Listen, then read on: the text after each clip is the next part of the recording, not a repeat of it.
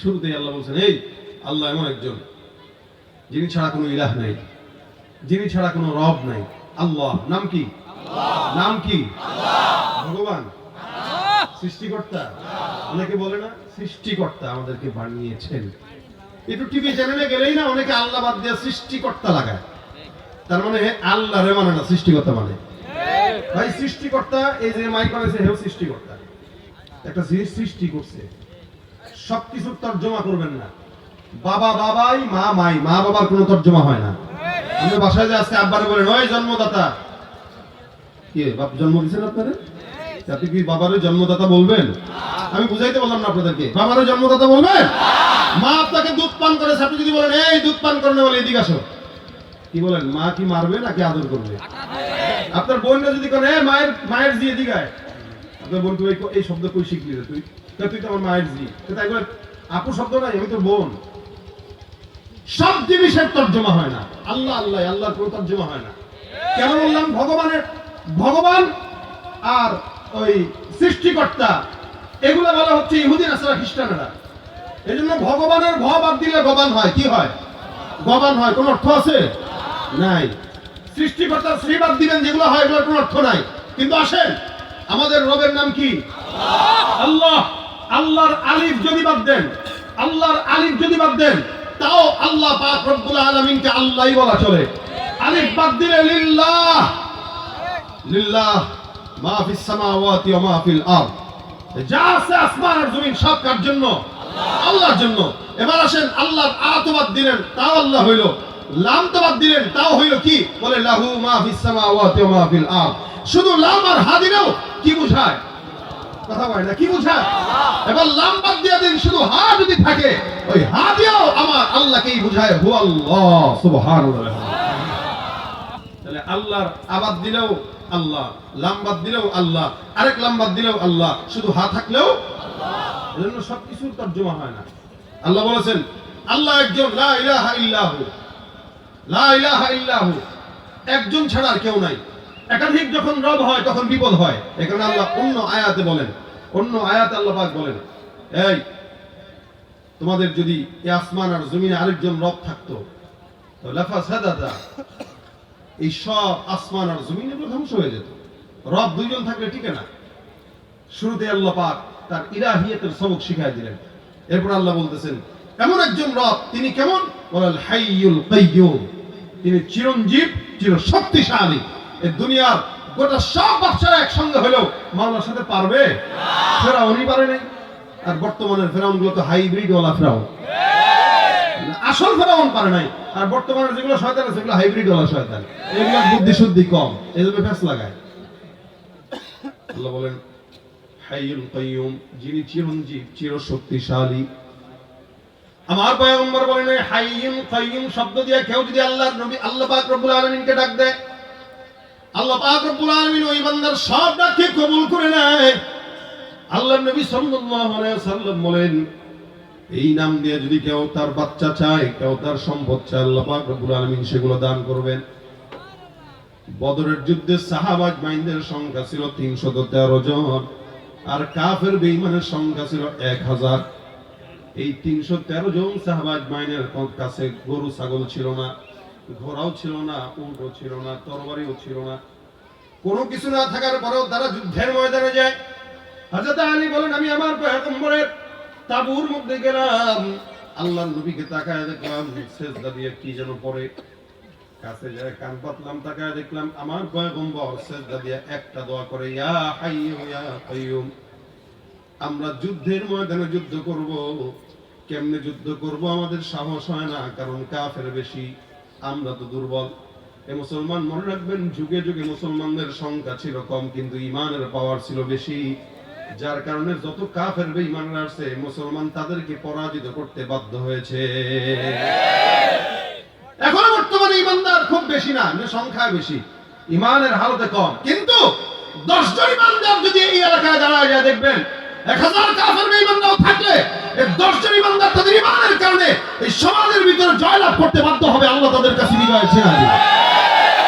এটা ঈমানদারদের পাওয়ার। টাকা নাই, ক্ষমতা নাই, পাওয়ার নাই, কিচ্ছু নাই, কিন্তু প্রত্যেকটা ঈমানদারের কলমে ঈমানের পাওয়ার আছে। যেটা দিয়ে বদরের যুদ্ধে বিজয় অর্জন করেছে, ৭১ দেশ স্বাধীন করেছে, এমনকি জুলাইয়ের অভ্যুত্থানও বাংলাদেশকে দ্বিতীয়বার স্বাধীন করেছে। আবারও যদি দেশকে স্বাধীন করতে হয়, বাংলার দেওয়াল ছেড়ে ইমানের অস্ত্রকে মুখে নিয়ে আবারও যদি লড়াইয়ের জন্য ডাক দেয়, এদেশ দ্বিতীয়বার কেন ১০০ বার স্বাধীন করতেও এদেশ কোনো মুসলমানের কষ্ট হবে না। কথা বলেন ঠিক কিনা? ইমানের অস্ত্র বড় অস্ত্র, এর অস্ত্রের বাহিরে আমাদের কোনো অস্ত্র নাই। যুগে যুগে ইমানদাররা তাদের এই অস্ত্র কাজে লাগিয়ে জিহাদ করেছে, আল্লাহ তাদেরকে বিজয় অর্জন করে দিয়েছে। নবী সাল্লাল্লাহু আলাইহি ওয়াসাল্লাম ইয়া হাইয়্যু ইয়া কাইয়্যুম বলে আল্লাহর কাছে ডাক দেয়। আলী রাদিয়াল্লাহু তাআলা হেসে বলে, আমি আমার পয়গম্বরকে দেখলাম এটা পড়ে। আবার যুদ্ধের ময়দানে চলে গেলাম, আবার কিছুক্ষণ পরে ঢুকলাম, তাকায় দেখি এই দুইটা শব্দ ইয়া হাইয়্যু ইয়া কাইয়্যুম। আবার যুদ্ধের ময়দানে গেলাম, আবার আসলাম, আবার তাকায় দেখি নবী করিম সাল্লাল্লাহু আলাইহি ওয়াসাল্লাম সিজদা দিয়ে বারবার এই দোয়াই করে। আমি ভয় পেয়ে গেলাম, কিরে এই যুদ্ধের ময়দানে আমরা এত দুর্বল, কেমনে এদের সঙ্গে পারবো? আমি যখন আবার যুদ্ধের ময়দানে গেলাম, তাকায় দেখলাম আল্লাহ পাক মনে হয় আসমান থেকে সাদা পোশাক ওলা ফেরেশতা যুদ্ধের জন্য পাঠিয়ে দিয়েছে। আমার আল্লাহ পাক রব্বুল আলামিন বলেন, লাকাদ নাসারাকুমুল্লাহু বিবাদরিন ওয়া আনতুম আযিল্লা। বদরের যুদ্ধে তোমরা দুর্বল ছিলা, হীনমন্যতায় ভুগছিলে। আমি আল্লাহ আমার পয়গম্বরের দোয়ার বরকতে ওই বদরের যুদ্ধে ৩১৩ দুর্বল সাহাবীর কাঁধে বিজয়ের মালা ছিনিয়ে দিয়েছি। সুবহানাল্লাহ। বিজয় কার থেকে? আল্লাহর থেকে। আল্লাহ নবী বলেন, ইয়া হাইয়্যু ইয়া কাইয়্যুম বলে আল্লাহকে ডাকলে আল্লাহ পাক আওয়াজ দিয়ে দেয়, কথা শুনে বান্দা যায় চায় আল্লাহ তাই দেয়। এ মুসলমান, আয়াতুল কুরসির ভিতরে এরকম শক্ত শক্ত অক্ষর আল্লাহ পাক রব্বুল আলামিন দিয়েছেন, যার কারণে আয়াতুল কুরসির দাম বেশি। এবার আল্লাহ রাসূল সাল্লাল্লাহু আলাইহি ওয়াসাল্লাম বলেন, ৫ নাম্বার ফজিলত আপনাদেরকে বর্ণনা করছি, শুনেন। নবী করিম সাল্লাল্লাহু আলাইহি ওয়াসাল্লামের একজন সাহাবী, নাম হলো হযরত আবু হুরায়রা রাদিয়াল্লাহু তাআলা আনহু। এই সাহাবীটা দামি সাহাবী ছিলেন। উনি বর্ণনা করেন, আল্লাহর হাবিব সাল্লাল্লাহু আলাইহি ওয়াসাল্লাম আমাকে একবার কিছু গনিমতের মাল, সদকার মাল দায়িত্ব দিলেন পাহারা দেওয়ার জন্য। খুব মনোযোগের সঙ্গে শুনে। চমৎকার মজার ঘটনা আবু হুরায়রা রাদিয়াল্লাহু তাআলা আনহু বর্ণনা করেন, আল্লাহর নবী সাল্লাল্লাহু আলাইহি ওয়াসাল্লাম আমাকে পাহারা দেওয়ার জন্য সদকার মাল দিলেন আমার কাছে। আমি পাহারা দেই, একদিন, 2 দিন, 3 দিন, 4 দিন করে পাহারা দিলাম। হঠাৎ করে একদিন তাকায় দেখলাম আমার ঘরের ভিতরে একটা চোর ঢুকলো চুরি করার জন্য। চোর যখন চুরি করার জন্য ঢুকলো, আমি চোরটাকে ধরে ফেললাম।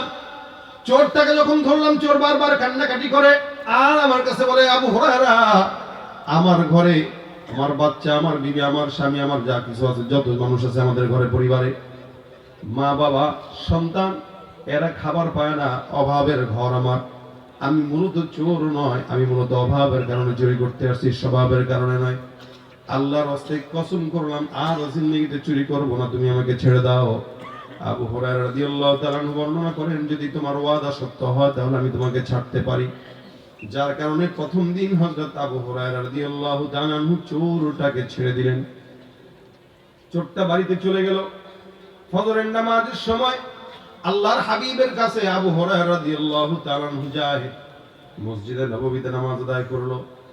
নামাজের পর আমার পয়গম্বর মুহাম্মদ রাসূলুল্লাহ সাল্লাল্লাহু আলাইহি ওয়াসাল্লাম ডাক দিয়ে বলে, হে আবু হুরায়রা, গত রাতে তোমার ঘরে যেই চোর ঢুকেছে ওই চোরটা কোথায়? আবু হুরায়রা বলে, ইয়া রাসূলুল্লাহ, গতকাল রাতে চোর ঢুকলো, আমি জানি আর চোর জানে আর আল্লাহ জানে, আর কেউ জানে না। ইয়া রাসূলুল্লাহ, আপনি জানেন, তার মানে বোঝা গেল আল্লাহ পাক রব্বুল আলামিন আপনাকে জানাই দিয়েছেন, অথবা কেন জানেন আপনি? নবী সাল্লাল্লাহু আলাইহি ওয়াসাল্লাম বলেন, হ্যাঁ, আমি আমার আল্লাহ পাক রব্বুল আলামিন মারফত জানলাম তোমার ঘরে চোর ঢুকেছে। আবু হুরায়রা, তুমি চোরকে কি করলা? কয়, হুজুর, চোরটাকে আমি ছেড়ে দিয়েছি, কারণ চোরটা ওয়াদাবদ্ধ হয়েছে আর কোনোদিন চুরি করতে আসবে না। আল্লাহর নবীর সাহাবী আবু হুরায়রা রাদিয়াল্লাহু তাআলা যখন এই কথা বললেন, নবী ডাক দিয়ে বলেন, আবু হুরায়রা, আমি পয়গম্বর বললাম, লিখে রাখো, আগামীকাল রাত্রেও চোরটা আবার তোমার ঘরে চুরি করার জন্য আসবে।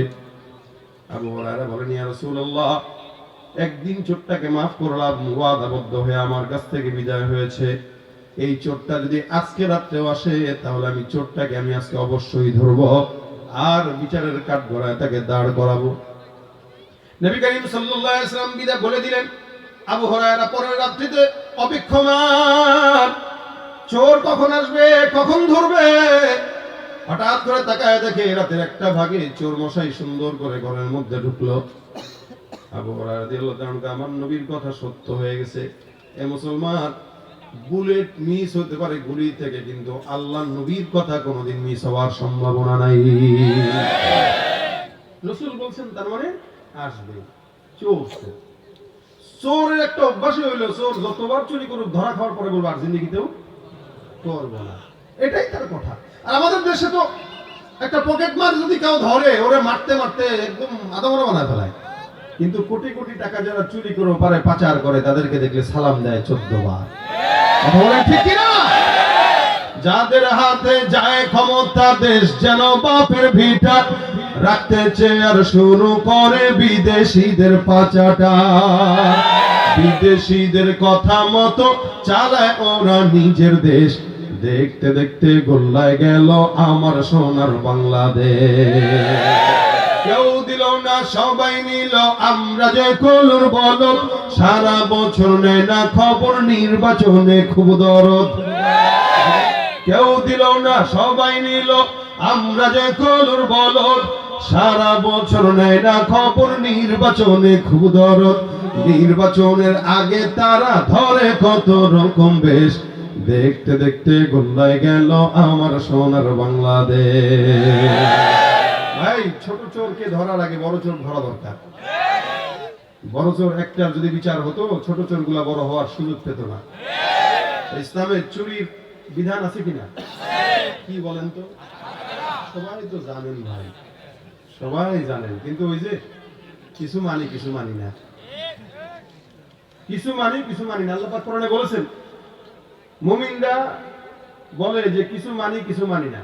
কিছু দল আছে যারা বলে কোরআনের কিছু অংশ মানি কিছু অংশ মানি না, মানে যেটা আমার পক্ষের ওইটা ঠিক আছে, যেটা বিপক্ষের ভাই এটা ঠিক নাই।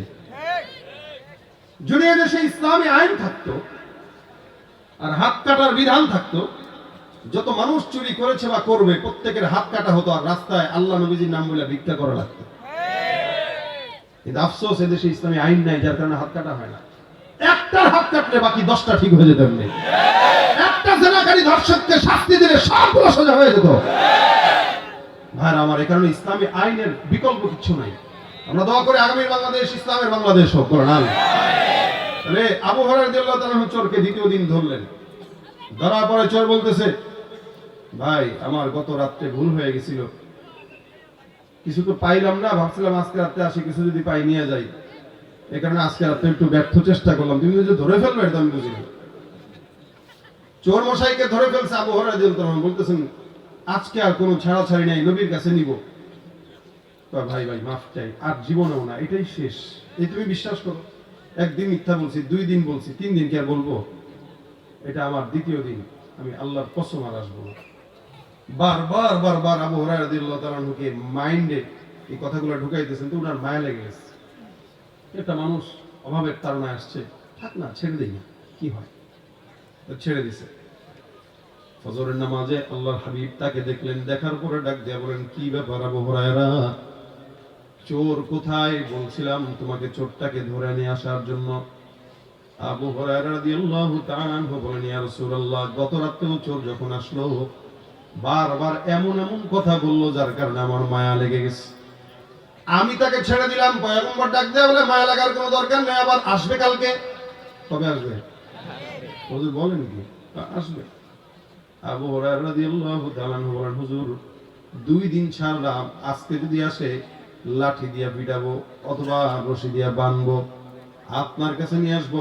যত বিচার করা দরকার আপনি রাসূলুল্লাহ বিচার করে দিবেন। উম্মতের বিচার যদি উলামায়ে কেরাম আর আলেম ওলামাদের কাছে থাকতো, তাহলে ইনশাআল্লাহ আল্লাহর রহমতে এই সমাজে কোনো অন্যায় বিচার আল্লাহ পাক রব্বুল আলামিনের জমিনে থাকতো না। রাসূলের কাছে বিচার ব্যবস্থা, এই কারণে চোর ভয় পাইতেছে যে নবীর কাছে নিলে তো হাত থাকবে না, নবীর কাছে নিবে আল্লাহ কয় কি?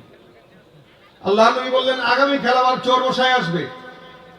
আবু হুরায়রা রাদিয়াল্লাহু তাআলা বলেন, ইয়া রাসূলুল্লাহ, যদি আগামী কাল আসে চোরকে অবশ্যই ধরবো, আপনার কাছে নিয়ে আসবো, বিচার আপনি করবেন।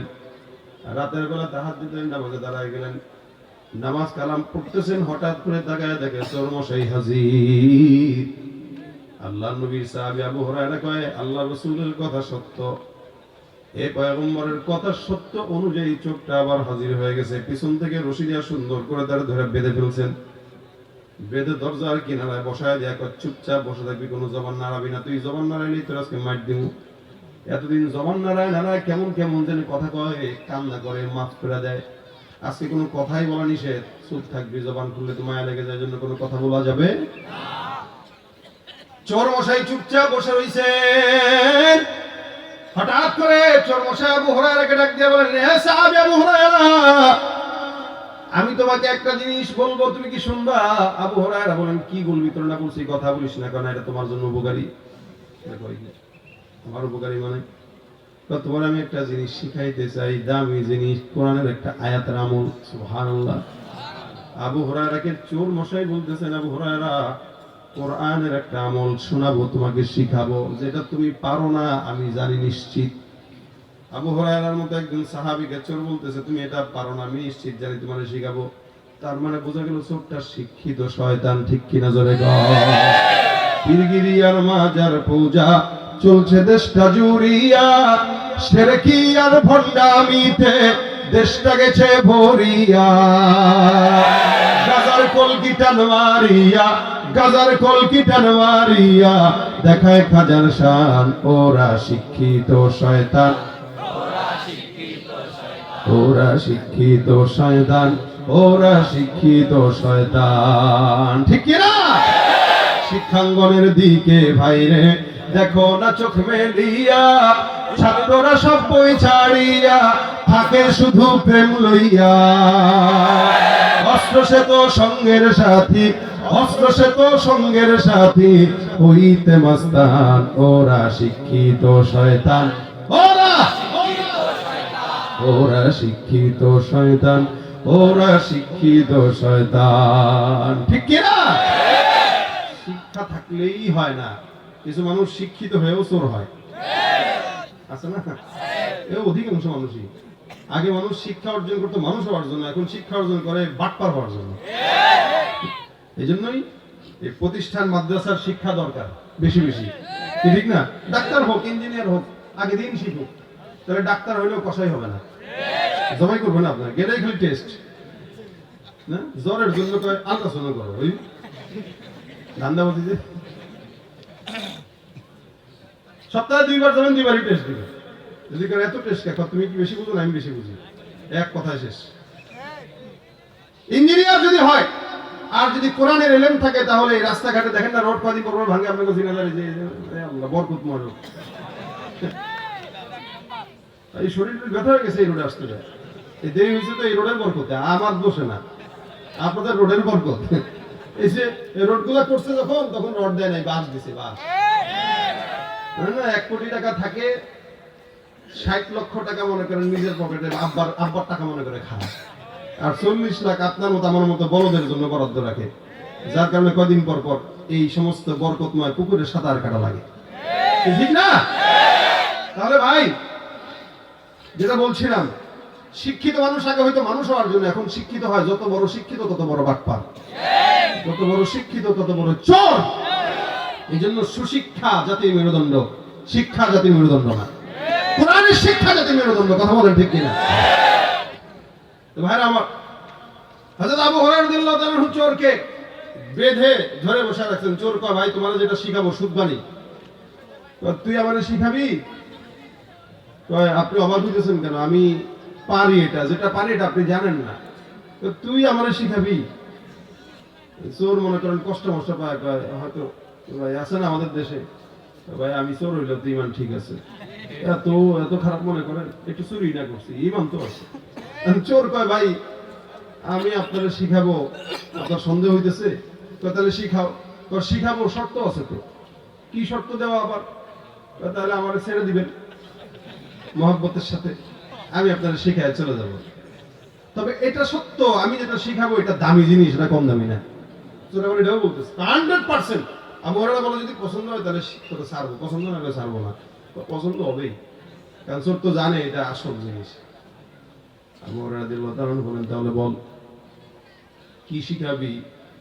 চোর এবার সুন্দর করে আবু হুরায়রা রাদিয়াল্লাহু তাআলা আনহু বলেন, শোনো, বিসমিল্লাহির রহমানির রহিম, আল্লাহু লা ইলাহা ইল্লা হুয়াল হাইয়ুল কাইয়্যুম লা তাখুযুহু সিনাতুন ওয়ালা নাওম লাহু মা ফিস সামাওয়াতি ওয়া মা ফিল আরদ মান যাল্লাযী ইয়াশফা'ু ইনদাহু ইল্লা বিইذনি ইয়া'লামু মা বাইনা আইদিহিম ওয়া মা খালফাহুম ওয়া লা ইউহীতুনা বিশাইইন মিন ইলমিহি ইল্লা বিমা শা'a وسع كرسيه السماوات والأرض ولا يؤوده حفظهما وهو العلي العظيم।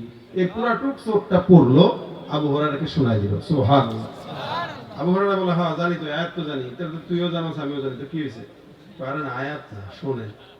এই আয়াতটা যদি আপনি রাতের বেলা পড়েন ঘুমানোর আগে, কিসের আগে? সন্ধ্যার পর থেকে নিয়ে রাতে ঘুমানোর আগ পর্যন্ত যদি আপনি পড়েন, তাহলে ফজর পর্যন্ত জিন্নাত আর শয়তান এদের যত অনিষ্টতা আছে, বদ নজর আছে, বদ কিছু আছে, সব কিছু থেকে আল্লাহ ফেরেশতার মাধ্যমে নিজে কুদরতি ভাবে আপনারা বাঁচাবে। আর যদি সকালে ফজরের পরে পড়েন একবার, তাহলে সারা দিন আপনাকে এগুলা থেকে হেফাজত করবে। সুবহানাল্লাহ। আবু হুরায়রা রাদিয়াল্লাহু তাআলা বলেন, মাশাআল্লাহ, তুই তো আমার দামি জিনিস শিখাই দিলে, আমি জানতাম না। আমরা লোকে যাবে ওটা আমি কবেই পারি না, আমরা এটাই বলতাম যে ছোটই তো না জোরের কাছে, এত সহজ, বাপরে বাপ, বললাম একজনের কাছেই ছোট হয় না, আর চোরের কাছে। আবু হুরায়রা, এটা তুমি তো, আবু হুরায়রা রাদিয়াল্লাহু তাআলা বলেন, চোর, তুই তো আমার দামি জিনিস শিখাই দিই, এত ভালো জিনিস, আমি তো জানতাম না। তোরা অনেক অনেক ধন্যবাদ, তোরে আটকায় রাখার চাইতে এই এলেমটা অর্জন করা আমার জন্য বেশি ফায়দা হয়েছে। তুই ভাগ, যা, আর তৃতীয় দিন যেন, চতুর্থ দিন যেন না দেখি তোরে। না না, আমি যে গেছি আর জিন্দেগিতে এই ভুল করবো না। চলে গেছে চোর। নবী করিম সাল্লাল্লাহু আলাইহি ওয়াসাল্লামের কাছে ফজরের নামাজের সময় আবু হুরায়রা গেলেন, যায় ডাক দিয়ে বলতেছেন, ইয়া রাসূলুল্লাহ, হুজুর কই, চোর কই? খালি হাত কেন?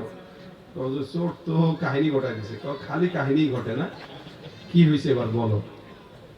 চোরকে ধরছিলাম, বাঁধছিলাম, আপনার কাছে নিয়ে আসবো, হঠাৎ করে সে বলতেছে এমন একটা জিনিস নাকি আমাদের শিখাবে, যেটা শিখাইলে আমি তারা ছাড়বো, এই শর্তে শিখাবে, তো এটা দামি জিনিস। আমি চিন্তা করলাম, ওরা আটকা রাখা লাভ কি, ছেড়ে দেই, আমলটা তো শিখতে পারবো। তো সে বলে, কি শিখাইছে? তো সে আমাকে বলেছে, আয়াতুল কুরসি যদি কেউ রাতের বেলা সকালবেলা পড়ে, সারাদিনের জিম্মাদারি আল্লাহর কাছে যায় এবং শয়তান আর জিন্নাতের অনিষ্টতা থেকে আল্লাহ তাআলা বাঁচায়। এটা আমার সে শিখায় চলে গেছে, আমি এটা জানতাম না, হুজুর চোরের কাছ থেকে শিখছি। নবী করিম সাল্লাল্লাহু আলাইহি ওয়াসাল্লাম বলেন, ইন্নাহু ক্বাদ সাদাকাকা ফাহুয়া কাযুব। চোরটা অবশ্যই যা বলেছে সত্য বলেছে। সুবহানাল্লাহ। চোরটা অবশ্যই যা বলেছে সত্য বলেছে, তবে চোর সত্যবাদী নয়, সবচেয়ে বড় মিথ্যাবাদী। চোর কি? আল্লাহর নবীর সাহাবী আবু হুরায়রা বলেন, হুজুর চোর সত্য বলছে? বলে হ্যাঁ। সে মিথ্যাবাদী? বলে হ্যাঁ। তো হুজুর, প্রথম দিন আসলো, আপনি বললেন দ্বিতীয় দিন আসবে, দ্বিতীয় দিনও আসলো, আপনি বললেন তৃতীয় দিন আসবে, তৃতীয় দিনও আসলো, আপনি বলতেছেন সে যেটা শিখাইছে সেটা সত্য, আবার যেটাও বলতেছেন সে মিথ্যাবাদী। হুজুর, চোরটা কি আপনার পরিচিত কেউ? রাসূল সাল্লাল্লাহু আলাইহি ওয়াসাল্লামকে আবু হুরায়রা প্রশ্ন করলেন, হুজুর চোরটাকে আপনি চিনেন? মানে এত কিছু জানেন, তার মানে চোর আপনার পরিচিত, অথবা আপনি তাকে চিনেন অনেক দিন ধরে। রাসূল সাল্লাল্লাহু আলাইহি ওয়াসাল্লাম বলেন, অবশ্যই চিনি। তুমি কি শুনবা সে কে? আবু হুরায়রা, হুজুর কার বাপ? আরে বাপ না, যাকা শাইতান, সে তোমার মতো মানুষ নয়। আল্লাহ পাক রব্বুল আলামিন সারা দুনিয়ায় যত বড় শয়তান বানাইছেন, সবচেয়ে বড় শয়তানটাই হলো সে। আবু হুরায়রা রাদিয়াল্লাহু তাআলা বলেন, কি এই 3 দিন আমি শয়তানকে দেখছিলাম? হ্যাঁ, শয়তানকে দেখছো, ধরে ফেলছো, কিন্তু বুঝো নাই যে এটা শয়তান। ও যখন ধরা খাইছে তখন ও জানে যে রাসূলের কাছে নেওয়া হবে, আর নিলে আমার কাছে আসলে তো তার উপায় নাই। এই জন্য তার যে দুর্বল জায়গাটা আছে ওটা তোমাকে বইলা কোনো মতে জানটা নিয়ে বাঁচছে। সে শয়তান। সে কি আসছিল কেন? সদকার মাল যেহেতু তোমার কাছে রাখা ছিল, ওটার বরকত নষ্ট করার জন্য আসছে। এই জন্য রাতের বেলা খাবার ঢেকে রাখার কথা হাদিসে আসছে। সম্পদ ঠিক মতো রেখে দিবেন, খাবার ঢেকে রাখবেন, পানির বোতল ঢেকে রাখবেন, কারণ রাত্রেবেলা শয়তান এগুলোতে মুখ দেয়, অথবা প্রস্রাব করে, অথবা বেবরকতি করার জন্য অনেক কিছু করে। এই কারণে আপনার ঘরে সম্পদ রাখবেন, আয়াতুল কুরসি করে ফু দিয়ে সম্পদটা রেখে দেন, দেখবেন এই সম্পদের হেফাজত আল্লাহ করবেন। অনেক সময় হয় ফসলে বরকত হয় না, আয়াতুল কুরসি করে পানি ছিটায় দেন, শয়তানের অনিষ্টতা থেকে আল্লাহ পাক বাঁচাবে। সম্পদ আয়াতুল কুরসি করে ফু দিয়ে দেন, শয়তানের অনিষ্টতা থেকে আল্লাহ বাঁচাবে। এমন করে আমল যেটা আপনার বাচ্চা রাত্রিবেলা কাঁদতেছে, পেট ব্যথা করতেছে, বা জিন্নাতের ওয়াসওয়াসা, শয়তানের ওয়াসওয়াসা 5 ওয়াক্ত নামাজের পরে পড়েন, রাতের বেলা দিনের বেলা পড়েন, এগুলো আপনাকে শয়তান জিন্নাতের খারাপ আসর থেকে বাঁচায় দিবে। দামি আয়াত, দামি আমল। আজকে আয়াতুল কুরসির ফজিলত আপনাদের কাছে শুনাইলাম। আপনারা কি মনে করেন আমাদের কি পারা থাকলে এটা পড়া দরকার না? হ্যাঁ, নিজের সেফটির জন্য পড়া দরকার আছে না? নিজের সেফটির জন্য আজকে থেকে নিয়ত করেন প্রত্যেক দিন 5 ওয়াক্ত নামাজের পরে পড়লে আল্লাহ রাসূল বলেন জান্নাত অনিবার্য। আর সকাল বিকাল পড়লে নবী বলেন বিপদ মুক্ত, শয়তানের ওয়াসওয়াসা থেকে আল্লাহ পাক হেফাজত করবেন। এজন্য নিয়ত করি, কারা কারা পড়বো হাত তুলি ইনশাআল্লাহ। আল্লাহ আমাদের তৌফিক দান করে, বলেন আমিন। এতটুকু বলার জন্য এত কথা। এই কথাটাই যদি শেষ পর্যন্ত নেন, আজকের মজমা কামিয়ান। আল্লাহ পাক যেন আমাদের সকলকে এই কথার উপর আমল করার তৌফিক দান করে। ভাইরা আমার, আপনারা শেষ পর্যন্ত বসেছেন, আজকের মজমায় অনেকেই আসছেন। যারা আসছেন যদি 10 জন আমল করেন, এই মজমা কামিয়াবি। কি বলেন, ঠিক না? আমল করবো ইনশাআল্লাহ। উঠাউঠি করেন কেন? এই এরা যাক, যাইলে গজল শোনাবো। যাক, এসে তোর কি যাবে না তাইলে? ও যাচ্ছি রে, তা উঠছে কি এত্তি শোনা। শুনেন, এই আমলটা করবেন সবাই ইনশাআল্লাহ। আয়াতুল কুরসির যে আমলের কথা বললাম, এটা আমার জন্য, আপনাদের জন্য, সবার জন্য জরুরি। আল্লাহ পাক করার তৌফিক দান করুক। এক সময় মাহফিলে মানুষ মোনাজাতের সময় আসতো যে হুজুর কখন দোয়া করবে তখন যাব, আর এখন দোয়া করার আগে ভাগে। এই জন্য তো জীবনের বরকত নষ্ট হয়ে গেছে। এক সময় আমরাও মোনাজাত করতাম, আমরাও কানতাম, পাবলিকও কানতো, আর এখন কানমু কি আমিনই কয় না। মানে হের জীবনে কোনো দোয়া দরকার নেই। এই কারণে হায়াতে বরকত নেই, তো জীবনে বরকত নেই, সুস্থতায় বরকত নেই। কারণ দোয়া সে প্রয়োজন মনেই করে না। অথচ আল্লাহ নবী বলছেন দোয়া ও মুখুল ইবাদা, এটা ইবাদতের মূল। অথচ এটা তার দরকার নেই। মাহফিলের বয়ান শুনলো 1.5 ঘন্টা 2 ঘন্টা, মাগরিব থেকে এশা পর্যন্ত, এশার পর থেকে রাত 11টা সাড়ে 11টা পর্যন্ত বসতে পারছে, 5টা মিনিট দোয়া ধরবে। শয়তান কয় দোস্ত, আবু হুরায়রার সামনে যে শয়তান ছিল, ও কি শয়তান, আমি বড় শয়তান, তুই উঠ, ওঠ, যা, উঠাই নিয়ে চলে যায় বাসায়। মোনাজাতটাও ধরায় না। এই জন্য মোনাজাত ধরে যান। যাওয়ার আগে একটা গজল হবে নাকি বাদ দিয়ে দেই?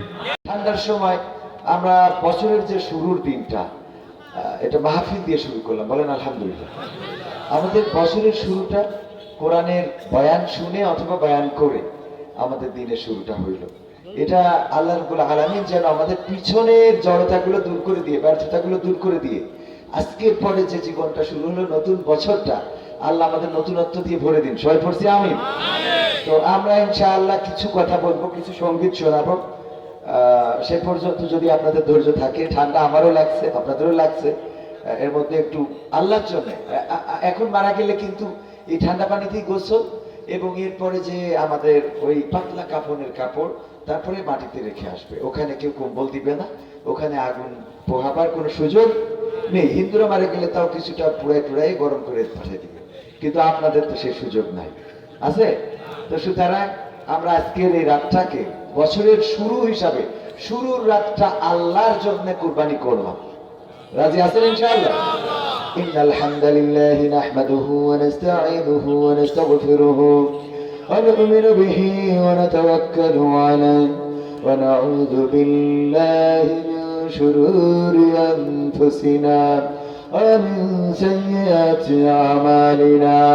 من يهده الله فلا مضل له ومن يضلله فلا هادي له ونشهد أن لا إله إلا الله ونشهد أن سيدنا محمدا عبده ورسوله الذي أرسله بالحق بشيرا ونذيرا وداعيا إلى الله بإذنه وسراجا منيرا.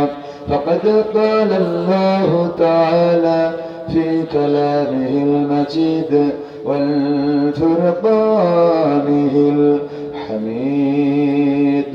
সবাই পড়েন আউযু বিল্লাহি মিনাশ শাইতানির রাজিম। বিসমিল্লাহির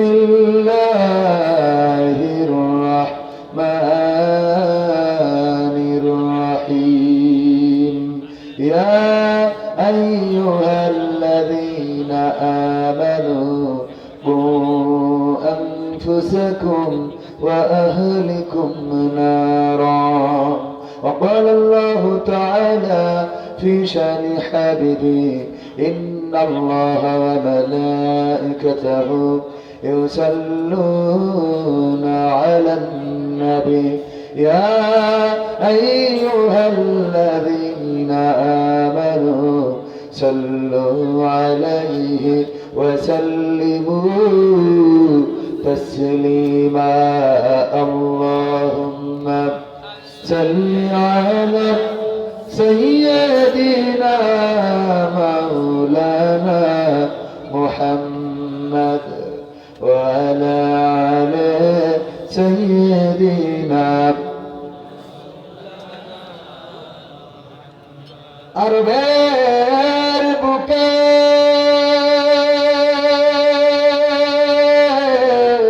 মক্কা নগরী আমিনার যেথায় ঘর আল্লাহর করুণা কাউসার হয়ে ঝরছে বারংবার। আল্লাহুম্মা সাল্লি আলা সাইয়্যিদিনা মাওলানা মুহাম্মদ ওয়া আলা আলি সাইয়্যিদিনা। নবীর নামে দুরূদ শরীফ পড়িবে যে জন তার জন্য যে হারাম হবে জাহান্নামের আগুন। আল্লাহুম্মা সাল্লি আলা سيدنا مولانا محمد وعلى آل سيدنا. لا إله إلا الله لا إله إلا الله لا إله لا إله لا إله إلا الله محمد رسول الله. سبحان الله والحمد لله لا إله سبحان الله والحمد لله لا إله لا إله إلا الله মুহাম্মাদুর রাসূলুল্লাহ সাল্লাল্লাহু। ওরে মরলে মানুষ দাম বাড়তা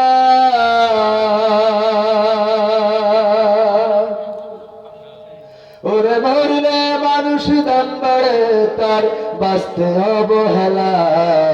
দুনিয়ার রং বাজারে এটা কেমন খেলা দয়াল দুনিয়ার রং বাজারে এটা কেমন খেলা দুনিয়ার রং বাজারে এটা কেমন খেলা দয়াল দুনিয়ার রং বাজারে এটা কেমন খেলা।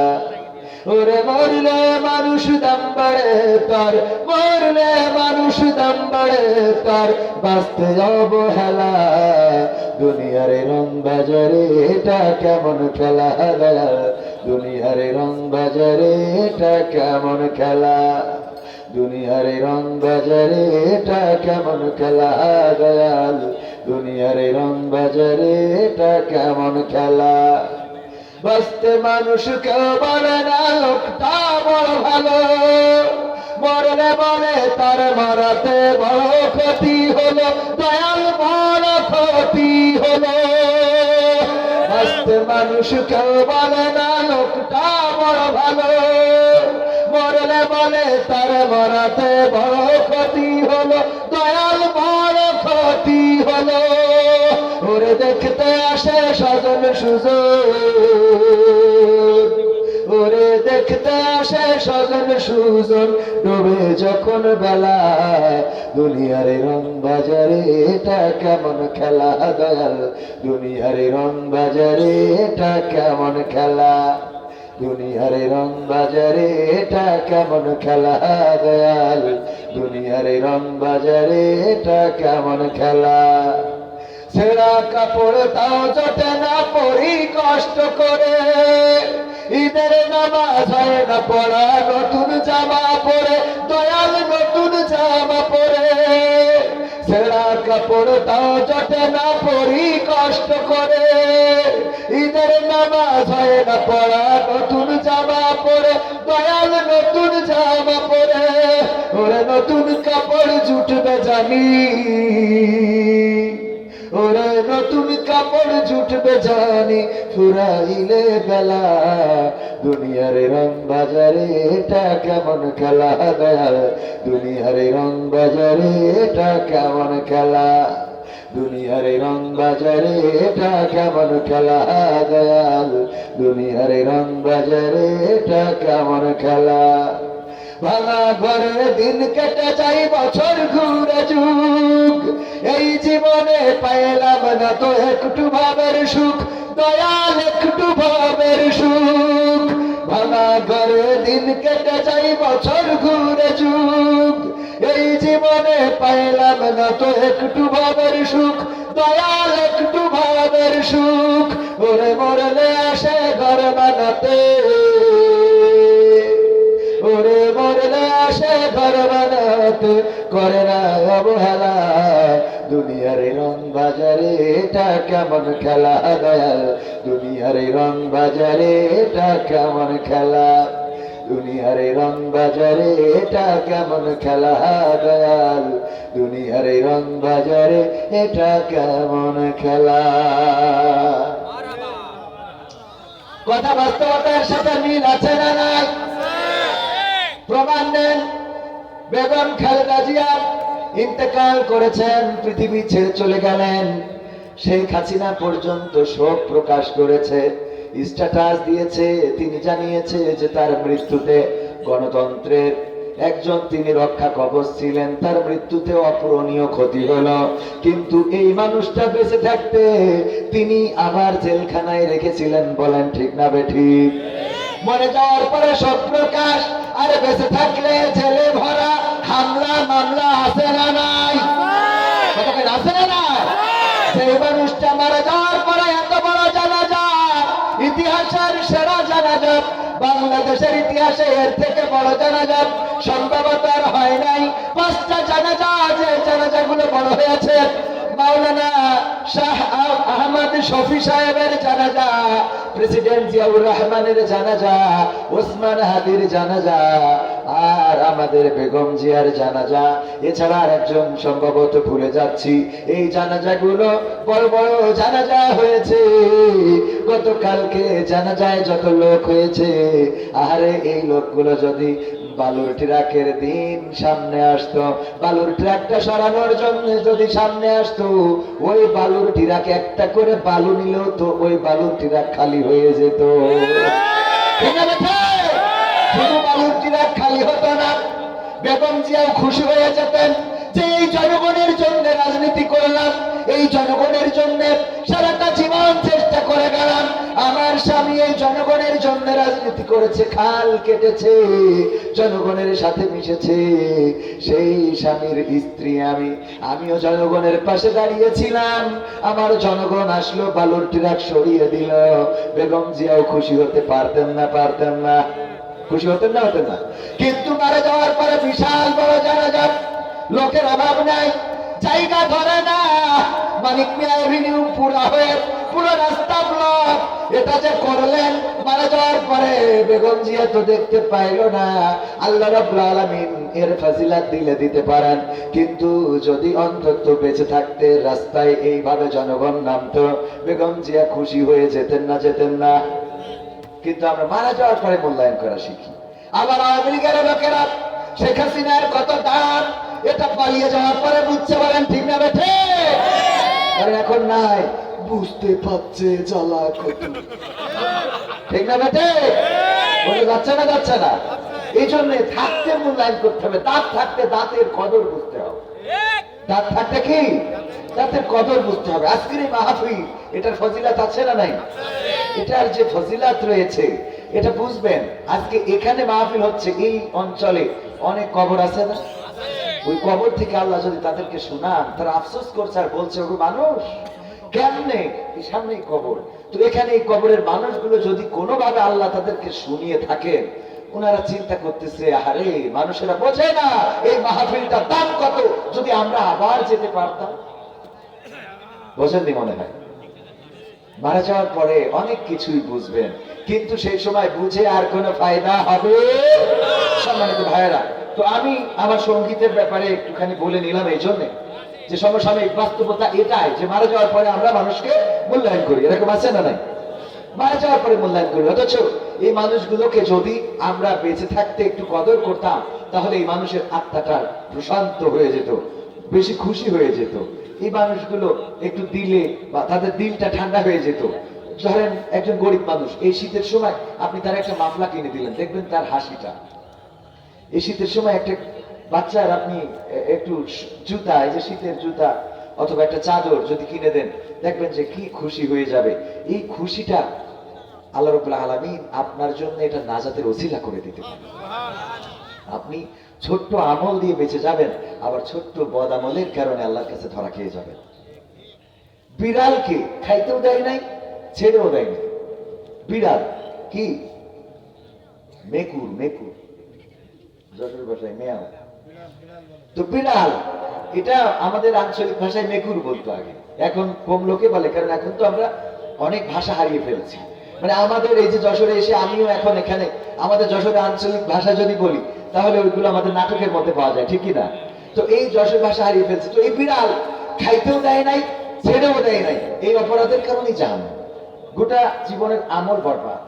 আবার একজন কুকুরকে পানি পান করালো, পতিতা। কিতা বলেন? কিতা? পতিতা। কিতা? হ্যাঁ। তো এই পতিতাকে পানি পান করালো কি করে? কূপের মধ্যে, নিচে তো নামতে পারবে না, পানি উঠানোর কোনো ব্যবস্থা নাই। তো এই ওড়না ছিল, ওড়নাটা ছিঁড়লো, ছিঁড়ে গিট্টু দিল, তারপরে আবার ছিঁড়ে গিট্টু দিল, লম্বা করলো, তারপরে কূপের মধ্যে দিয়ে দিল। এবার ভিজায় উঠানোর পরে এবার কুকুরের নিংড়ায় পানি পান করালো। আল্লাহ রাব্বুল আলামিন এই পতিতাকে ক্ষমা করে জান্নাত দিয়েছেন।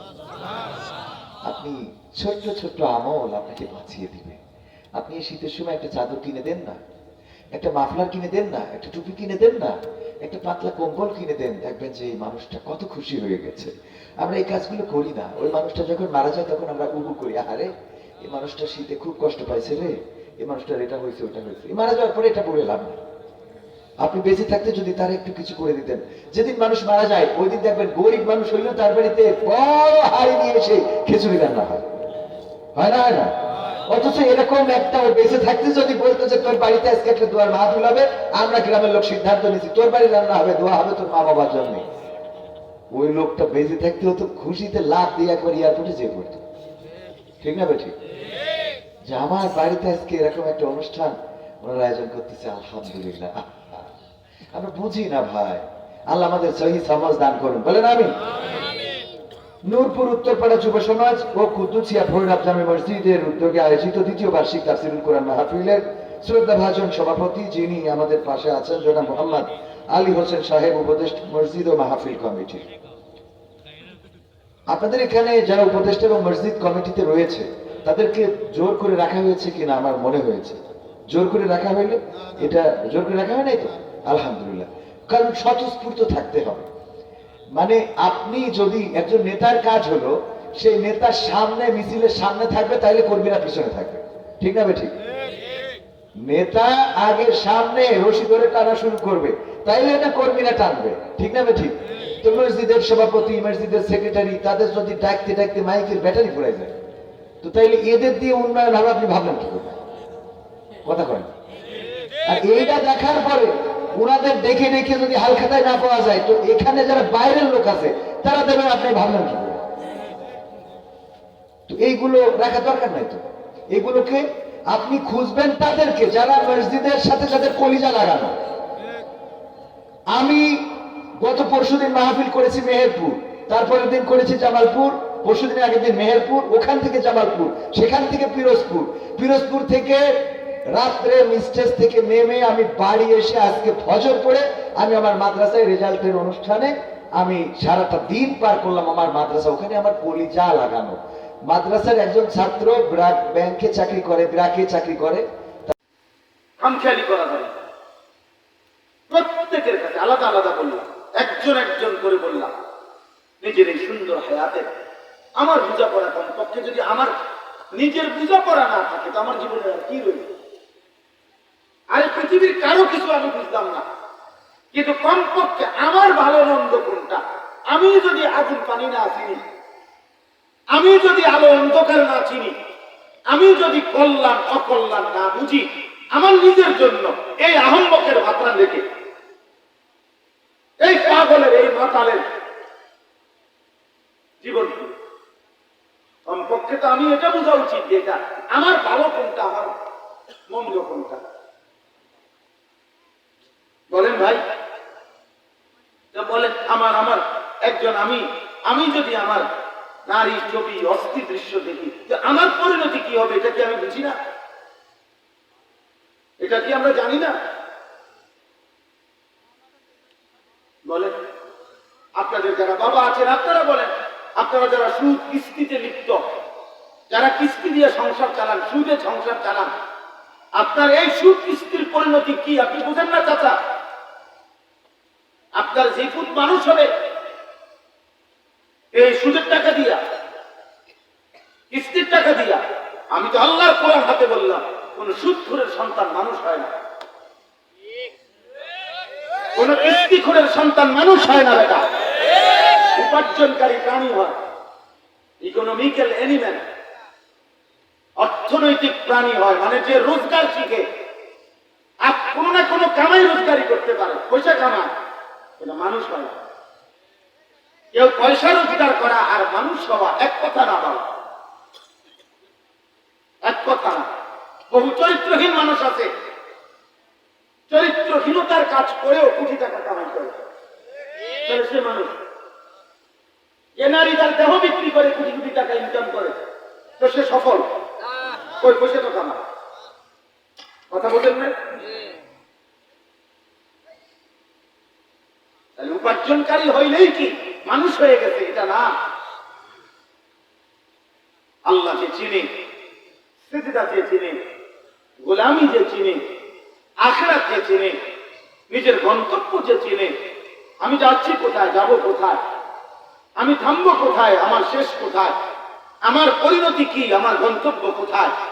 প্রতিদিন আমার চারপাশে যে মানুষগুলো মারা যায়, এদের মৃত্যু মানে কি, এরা মরছে কেন, যাচ্ছে কোথায়, এদের এরপরে কি হবে, আমারও বা কি হবে, এই এতটুকু বুঝ দিমাগ যার নাই, গন্তব্য যে জানে না, মঞ্জিল যে চিনে না, আখিরাত যে বুঝে না, সিজদা যে বুঝে না, আল্লাহ যে চিনে না, গোলামি যে চিনে না, খোদার কসম এটা মানুষ না, এটা পুরাটা জানোয়ার, পুরাটা জানোয়ার, এটা আস্থা জানোয়ার,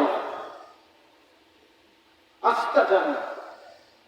সেজদাবিহীন জিন্দেগি জীবন, মনে রাখ বাবা, সেজদাবিহীন জীবন, আল্লাহবিহীন জীবন, ঈমানবিহীন জীবন, নবীবিহীন জীবন, সুন্নাতবিহীন জীবন, কুত্তার জীবন, কুত্তার জিন্দেগি, কুত্তার জিন্দেগি, কুত্তা জানোয়ারের জীবন। যে জীবন সেজদা করতে শেখায়, এই রাত কাটাইতেছে জানোয়ারের রাত। অনেক ছেলে তোমরা মনে করছো আহা খোদার 365 দিনের এক বছরে কোনদিন 5 ওয়াক্ত নামাজ পড়ো না।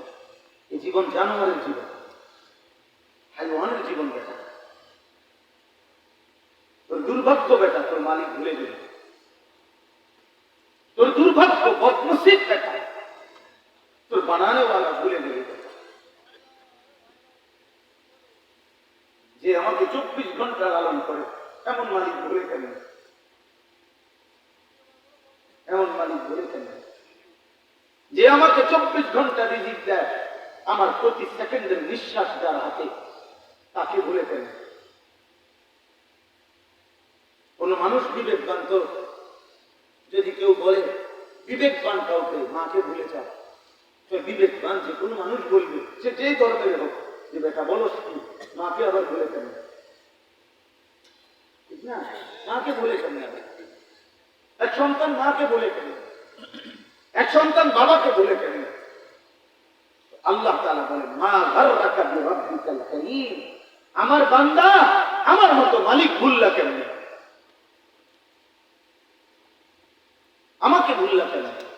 দুনিয়ার সব ভোলা যায়, রব বলে কেন? আমার অস্তিত্বের প্রতিটা বিন্দু যার হাতে, তাকে আমি ভুললে হবে কেন? আমার বেঁচে থাকা, আমাদের হৃদয়ের স্পন্দন, আমাদের হাসি কান্না, আমাদের শ্বাস নিঃশ্বাস, আমাদের চলন বলন, আমাদের উঠা বসা, আমাদের এক এক সেকেন্ড বেঁচে থাকা কার হাতে? তো তাকে বলে কেন? আল্লাহকে বলে কেন? মিয়া সেটা বলে যায় কেন? মুসলমানের ঘরে এমন দুর্ভাগা সন্তান হইলা কেন? ইমানদারের ঘরে এত বড় নাফরমান কেমনে হইলা? বড় মুসিবত বেটা। কেতুরে আল্লাহ বুলাই দিল, কেতুরে নামাজ বুলাই দিল, চারিদিকে এত মসজিদে আযান হয়, কে তোমার এতবার একবারও তোমার পরিবার মধ্যে এই কথা ভাবনাও আসে? এখানে নাই এমন মানুষ 365 দিন গত এক বছরে যে কোনোদিন ফজরের নামাজ একদিনও পড়ে নাই, এমন নাফরমান নাই? ওরে দাঁড় করা, ওরে দাঁড় করাইয়া ওরে জিজ্ঞাসা করেন যে নাফরমান এমন মালিক কেমনে বললি, এমন মালিক কেমনে বললি, এমন রব কেমনে বললি? ইয়া আইয়ুহাল ইনসান মা গাররাকা বিরাব্বিকাল কারীম। আল্লাহ বলেন হে মানুষ, আমার মতো দয়ালু মেহেরবান করুণাময় আল্লাহ রবকে কেমনে ভুলে গেলাম? কে তোমাকে ধোঁকা দিল? কে তোমারে প্রতারিত করলো? কে তোমারে মনি ভুলায় দিল? বান্দা আল্লাযী খালাকাকা ফাসাওয়াকা ফাআদালাক, তুমি কি জানো না বান্দা আমি আল্লাহ তোমাকে সৃষ্টি করেছি, আমি তো তোমার দেহের অঙ্গ প্রত্যঙ্গ লাগাইছি, আমি তো তোমার দেহের অঙ্গ প্রত্যঙ্গ সাজাইছি, সাজিয়েছি আমি। দেখো না দুই পাশের কান কেমন সাজাইলাম, দুইটা চোখ আমি আল্লাহ কেমনে সাজাইলাম, দুইটা ঠোঁট আমি কেমনে সাজাইলাম, আমি রব্বুল আলামিন হাতের আঙ্গুল কেমনে সাজাইলাম, দুইটা হাত লম্বা করে দেখো কেমনে সাজাইলাম, দুই দিকে ছড়িয়ে দেখো কেমনে সাজাইলাম। রব্বুল আলামিন বলে ফি আইয়ি সূরাতিন মা শাআ রাক্কাবাক, কেমন সুন্দর আকৃতি দিয়ে আমি চেহারাটা সাজাইলাম। 800 কোটি মানুষ একসাথে দাঁড়াইলেও প্রত্যেকে ভিন্ন ভিন্ন, কিন্তু সবার নাক একটাই, চোখ দুইটা, সবার কান দুইটা, অঙ্গ প্রত্যঙ্গ সমান সমান, কিন্তু চেহারার ডিজাইন ভিন্ন ভিন্ন। 800 কোটি মানুষ যদি বৃদ্ধাঙ্গুলি দিয়ে মেশিনের মধ্যে যদি ফিঙ্গার দেয়, 800 কোটি মানুষের আঙ্গুলের ভিতরে রেখা ভিন্ন ভিন্ন। নাই তো ফিঙ্গার নেই কেন? বালা কাদিরিনা আলা আন সাবিয়া বানানা, আল্লাহ বলে ঠিক হুবহু আজকের আঙ্গুলের রেখা যেমন, হাসরের ময়দানে আমি যার রেখা যেটা ছিল ফিরাই আনবো সেটাই।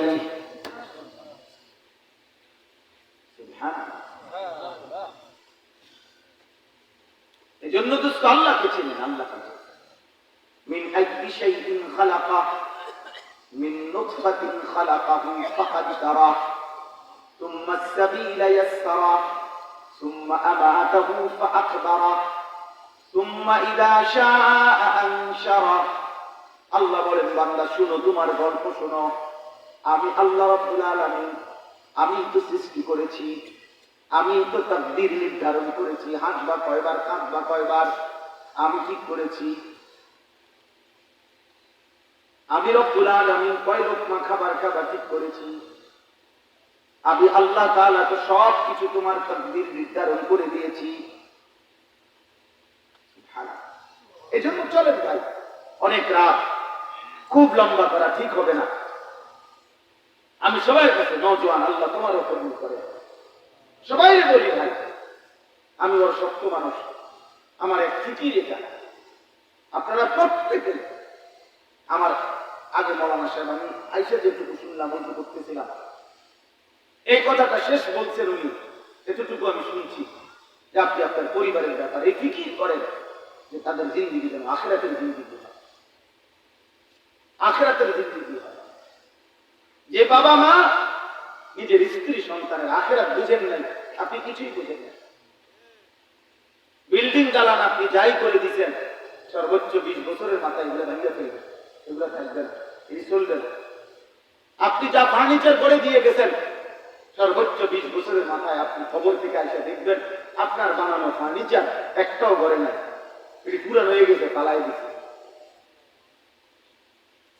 আমার দাদা মৃত্যুর 12 বছর পরে আমার বড় জ্যাঠাকে আমি বলছিলাম, আমার দাদা 10 গ্রামের মধ্যে আমার দাদা অনেক হালের বলদ ছিল, অনেক বড় গৃহস্থ ছিল, বিশাল বড় সংসার ছিল দাদা। আমি বলছি জ্যাঠা 12 বছর পরে আমার জ্যাঠা, আপনি প্রথম বড় জ্যাঠা, আমার দাদা রেখে যাওয়া একটা স্মৃতি চিহ্ন কিছু আমার দেখান, একটা নুনের বাটি, একটা তেলের একটা বাটি, কিছু। আল্লাহ কসম আমার জ্যাঠা চোখের পানি ফেলে বলছিল, ভাতিজা না, তোরে দেখাইবার মতো আমার বাবার স্মৃতি আমার ঘরে কিছু নেই, কিচ্ছু নেই। দুনিয়া ফেলে দিছে, আপনার বংশধর ফেলে দিছে, বংশধরই ফেলে দিছে আপনার অর্জন। আল মালু ওয়াল বানুন জিনাতুল হায়াতিদ দুনিয়া ওয়াল বাকিয়াতুস সালিহাত, আল্লাহ বলেন সম্পদ এবং সন্তান এ শুধুই কেবল তোমার দুনিয়ার সৌন্দর্য, আর স্থায়ী বস্তু বাকিয়াত সে শুধুই নেকামল।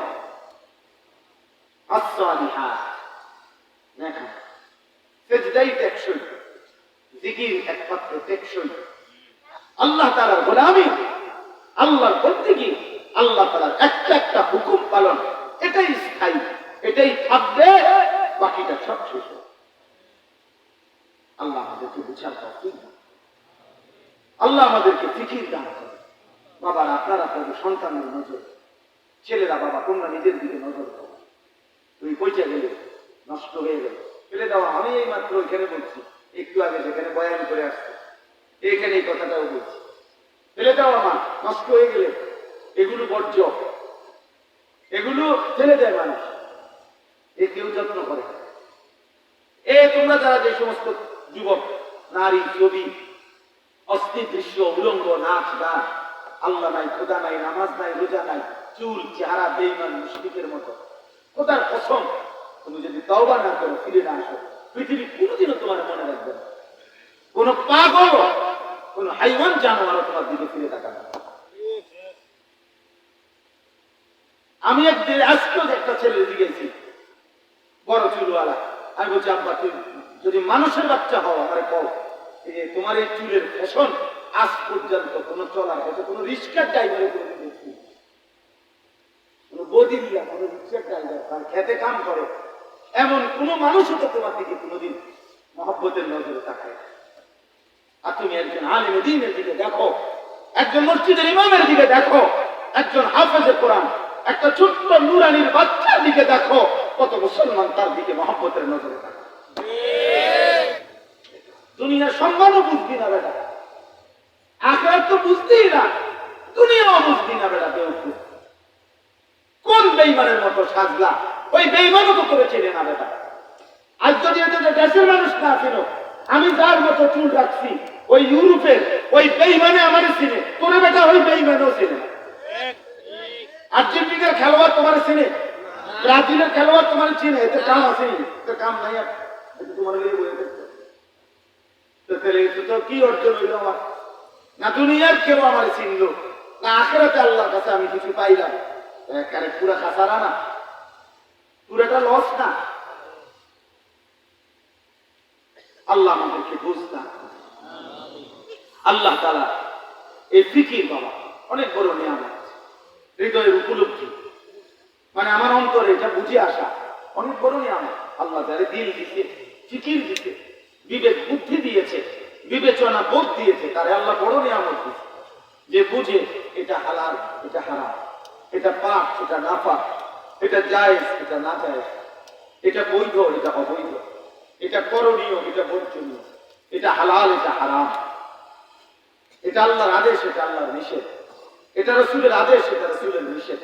এই যে একটু বুঝে যে পার্থক্য শক্তি যার মধ্যে আছে, সে মানুষ।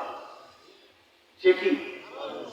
এই পার্থক্য শক্তি যার কাছে নাই, সে হাইওয়ান, সে জানোয়ার। হ্যাঁ, কোরআন কারীম বলছে, সূরা আরাফের মধ্যে আছে, ওয়াত্তাবা হাওয়াহু ফামাসালুহু কামাসালিল কালব। আল্লাহ তাআলা বলে যে তার মনের ইচ্ছে মতো চলে, মনের চাহিদা মতো চলে, আল্লাহ বলে তার দৃষ্টান্ত উদাহরণ কামাসালিল কালব, কুত্তার মতো। কালবুন তো কুত্তা, কুকুর। ইন তাহমিল আলাইহি ইয়ালহাস আও তাতরুকহু ইয়ালহাস। আল্লাহ বলে কুকুরের স্বভাব, তার কাঁধে যদি ভারী বোঝা দেওয়া হয় তাইলে জিহ্বা লম্বা করে হাঁপায়, আবার যদি ফেলে দিয়া খালি দাঁড়াইয়া থাকে তাইলেও জিহ্বা লম্বা করে হাঁপায়। এমন তো।